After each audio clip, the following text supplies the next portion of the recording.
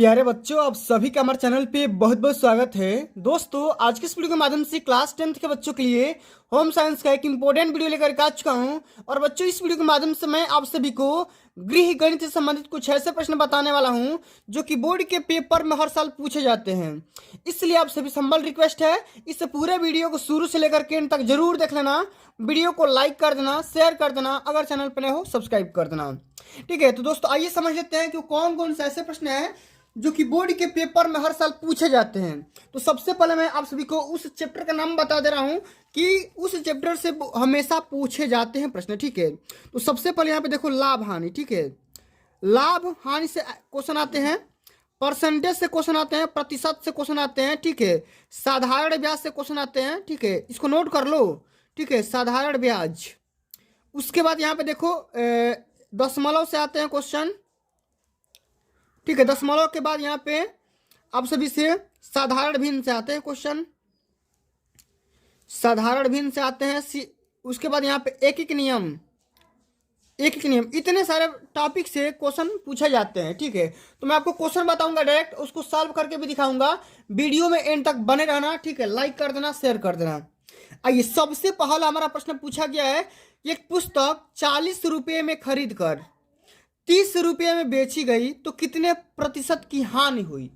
तो सबसे पहले साथियों ये समझिएगा कि 40 रुपये में खरीद कर, ठीक है, तो वस्तु कितने रुपये में खरीदी गई है, तो 40 रुपये में खरीदी गई है। और कितने में बेची गई है, तो 30 रुपये में बेची गई है।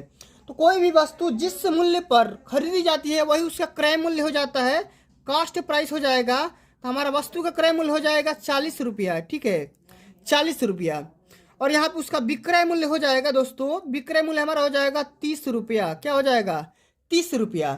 आप सभी से परसेंटेज में हानि पूछा है, तो सबसे पहले आप हानि निकालो। क्या निकालो, हानि निकालो। तो हानि का सूत्र होता है क्रय मूल्य माइनस विक्रय मूल्य। अच्छा, क्रय मूल्य कितना है, 40 है, और विक्रय मूल्य कितना है आपका 30 रुपया है।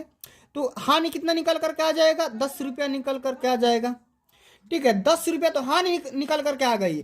लेकिन आप सभी से प्रतिशत में हानि पूछा है, तो प्रतिशत हानि क्या हो जाएगा भैया, बता दो कमेंट में, इसका सूत्र बताओ। परसेंटेज हानि का सूत्र क्या होता है, ये होता है हानि, क्या होता है, हानि गुणे 100, और बटे में क्या हो जाएगा, क्रय मूल्य हो जाएगा। क्या होगा, क्रय मूल्य हो जाएगा। तो हमारा हानि हो गया 10 रुपया, 100 से हमें गुणा करना है, और क्रय मूल्य हमारा है 40 रुपया।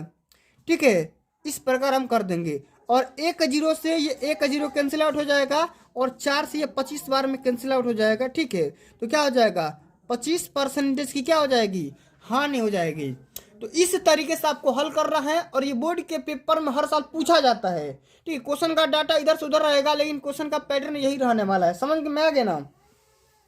चलिए, अगला हमारा क्वेश्चन पूछा गया है कि 600 रुपये पर 10% वार्षिक ब्याज की दर से 5 वर्ष का साधारण ब्याज कितना होगा, ये आपको बताना है।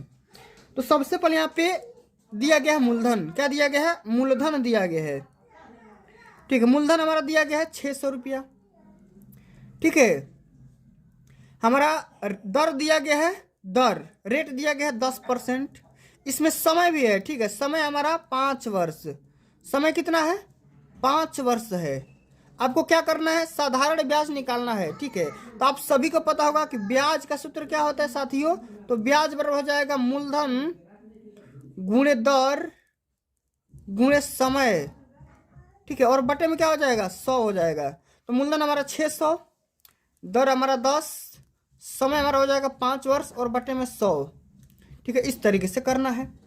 2 जीरो से 2 जीरो ये कैंसिल आउट हो जाएगा, और 6 5 30, और 30 दहिया क्या हो जाएगा, 300 हो जाएगा। तो ब्याज कितना हो जाएगा, 300 रुपया हो जाएगा। इस तरीके से हल करना है। ठीक है, चलिए आगे बढ़ते हैं। अगला हमारा क्वेश्चन पूछा गया है, यदि 5 वर्ष में किसी मूलधन पर 10% वार्षिक ब्याज की दर से कोई ब्याज 150 हो जाता है, तो मूलधन ज्ञात कीजिए। तो क्या करना है, मूलधन ज्ञात करना है। तो मूलधन कैसे निकालोगे, सबसे पहले ध्यान से समझो। तो मूलधन निकालने का सूत्र क्या होता है, सबसे पहले जो भी डाटा दिया गया है क्वेश्चन में यहाँ पे लिख देते हैं। आपका समय दिया है, समय दिया गया है 5 वर्ष। ठीक, दर दिया गया है 10%। ठीक है, ब्याज दिया गया है आपका 150। ठीक है, ब्याज कितना दिया गया है? 150 दिया गया है। आपसे मूलधन पूछ रहा है, तो मूलधन का सूत्र यहाँ पे लिख दे रहा हूं, होता है ब्याज गुणे 100। ब्याज गुणे 100 बट्टे में समय गुणे दर, या दर गुणे समय। ठीक है, तो ब्याज क्या हो जाएगा? 150 गुणे 100 बटे में समय आपका क्या हो जाएगा भैया? 5, और दर आपका हो जाएगा 10। तो 5 10 50, और 50 दिया ही है, 150 हो जाएगा। इसका मूलधन क्या हो जाएगा? 300 रुपया हो जाएगा। क्या हो जाएगा? इसका भी 300 हो जाएगा। ठीक है, चलिए आगे बढ़ते हैं। अगला हमारा क्वेश्चन पूछा गया है कि यदि 20 कलम का दाम 400 रुपया है तो 5 कलम का दाम बताइए।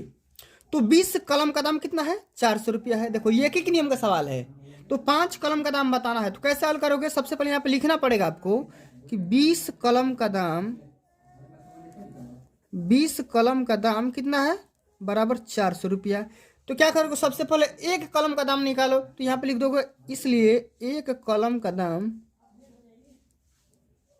बराबर क्या हो जाएगा? 400 और बटे में 20, तो क्या हो जाएगा? 20 रुपया। इसलिए आपको क्या करना है? 5 कलम का दाम निकालना है ना, तो यहाँ पे लिख दो 5 कलम का दाम बराबर क्या हो जाएगा? तो यदि एक कलम का दाम 20 रुपया है तो 5 कलम का दाम क्या हो जाएगा? 20 गुणे 5, यानी कि 100 रुपया निकल करके आ जाएगा।